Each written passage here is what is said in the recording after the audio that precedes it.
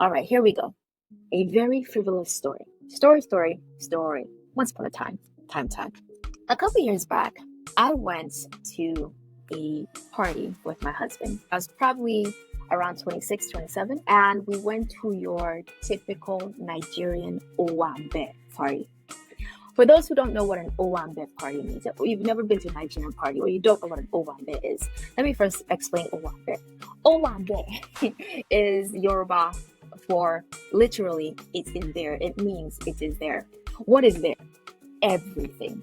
Delicacies from A to Z. A lot of walking, swimming, and flying creatures have to die, okay, to make this party happen. My vegetarians are not happy, but I'm sorry. What else is there? Tremendous fashion to lavish extenses, colors to lavish extenses, hair ties, what we call gele, to lavish extenses. Our fashion is not just fashion, it is a statement about who we are, and in some cases, a statement about where we are in society. Then what else is there? Money thrown from our wallets, from our hands, all the way down to the floor. I have never been to one Owambe party that after people left the dance floor, there wasn't just random dollar bills or whatever lying on the floor. You might think it a little ludicrous. It's our culture. We love to celebrate each other. Like if you go to a wedding and the couple getting married is dancing, you go to the couple getting married and you spray your money and throw the money at them. That is how we celebrate people. What else is there? All kinds of personalities, all kinds of antics. It is all there in lavish extent. Now, if you're going to an Owambe party, you don't wear a t-shirt or jeans. You dress up. You wear the cultural regalia. You tie the head tie called a gele, Gele. And that gele has to even say something about you. If you're talented in tying a gele, you get dressed up in your house and you tie your gele in your house and you go to the party. I don't have the gele talents, okay? So I wore my outfits and I just took the fabrics of for my gele to the party because I knew that our host was graciously providing professional gele tires at the party. If you're not Nigerian, and if you go to a Nigerian party and you see ladies with a chair in the bathroom or in the hallways wrapping fabrics around people's heads, those are the professional gele tires.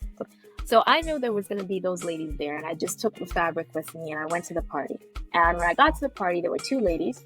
I went to the first one. She had a line of about 6, 7, 8 people. I was like, oh, no, I'm not waiting for this. Then I found out the second one had started, and I reasoned, okay, she's just started. Maybe not too many people know she's around, so let me go to her. By the time I got to her, I was the next person in line, okay? However, she was working on someone who was a member of the older generation. She had also finished working on that person's friend. So essentially, these two ladies were the first she was working with. She'd finished one. Now she was working on the second one. And while she was working on the second one, her friend who had gotten her hair tied stayed with her to talk to her. And then I was next. I come in, I greet, say good evenings, and now I'm waiting. The professional hair tire was someone who was clearly older than me, but still at an age, I would say maybe older millennial, someone I could still talk to. So I'm waiting to get my gele tied. And in the process of this woman in front of me getting her gele tied, she gets often, discontent. Like I said, this gele is a statement piece of who you are and where you're at. The gele tire would tie her hair, and before she finished, like, no, I don't like this one, you know? And then the gele tire would take it off and try again. No, I don't like this one. 20 degrees, 30 degrees. So all of this is going on, and I'm telling you the truth, guys. I stood there for at least, at that point in time, maybe almost 30 minutes.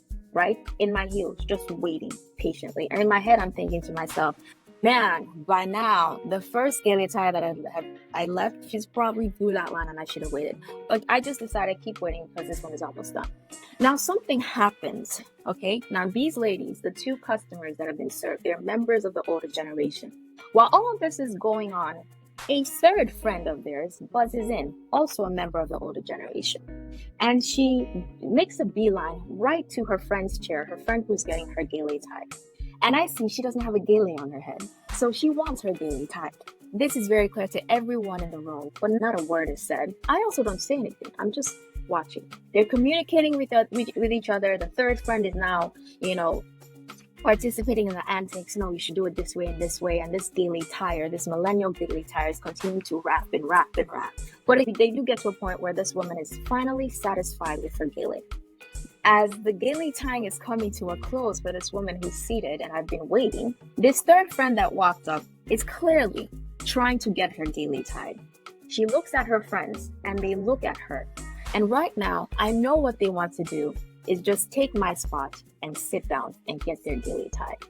I'm not saying anything. I'm just watching and I'm asking myself, what's going to happen here? What's going to be done here? What's going to be said here, if anything? And I see that as the Gele time is rounding up, these three friends, members of the older generation, they're looking at each other. They're making mental calculations. They're communicating with each other. We Nigerians, we do that. We can communicate with each other without saying a word, just facial expressions and body expressions, right? They're communicating with each other. And at some point, I can actually see in their face, they make the decision, just sit down. I'm a Dini, right? In relation to me, it's a child. What's she going to do? Just sit down and get your Gele done. So immediately, very quick, swift move. The friend gets up, and this friend that buzzed in just quickly sits down, and the millennial starts to work on her hair. And that's when I pipe up, and I said, excuse me, I have been waiting here for at least 30 minutes. I want to get my Gele tied. And in that moment, the millennial kind of pauses, the Gele tire, she pauses, she takes she removes the fabric from the lady's head, and the woman gets up, and I take a seat and I get my Gele tied. That's the story. Now, I have told some members of the Nigerian society about this story, and I got different responses. Some people said to me, no, you don't do that around me. That's disrespectful. I even heard responses like, yeah, I wouldn't have done that because I've been taught you don't speak up to older people because they can curse you. Some were like, I would have done something like that, and a lot because of the way we've been raised, because of the cultural values we've been given, said, nah, Aramide, you missed that. Now, I'm going to explain and tell you a couple of things about why I spoke up. Like I said, as this lady buzzed in, with the intention of cutting, chancing, as Nigerians will say. She buzzed in with the intention of cutting, and despite her friends knowing that I had been patient there while they were doing all of this, I don't know, hoopla, to get it style right, I was patient because I wanted to see how they would treat the situation.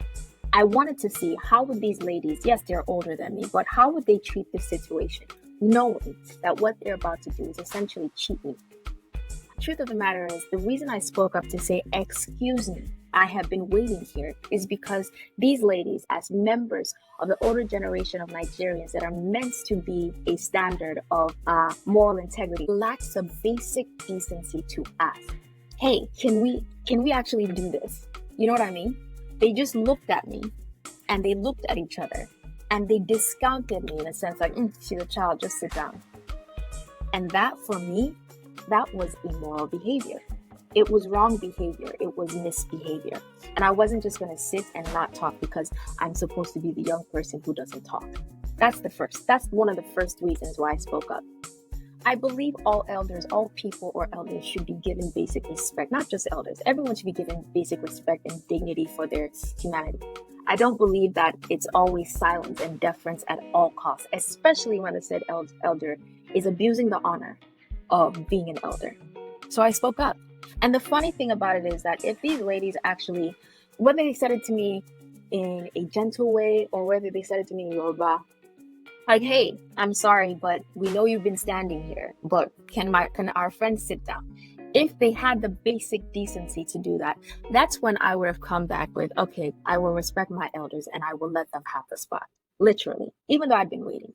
Here's another reason why I spoke up. I think a lot in my mind. If I was a white woman, those three ladies would not have attempted what they had done. Some of you might think, no, I've actually seen members of the older generation mistreating and doing their thing, whether you're white or black. Cool.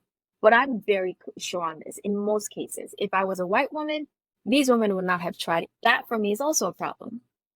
Because the truth of the matter is, what does it say about a people if we, especially the people we are looking to be transmitters of value from one generation to another, what do we have if those people are willing to transmit that value to someone else that's of another culture, but because you are of their culture, they're not willing to give you that value? What do we have?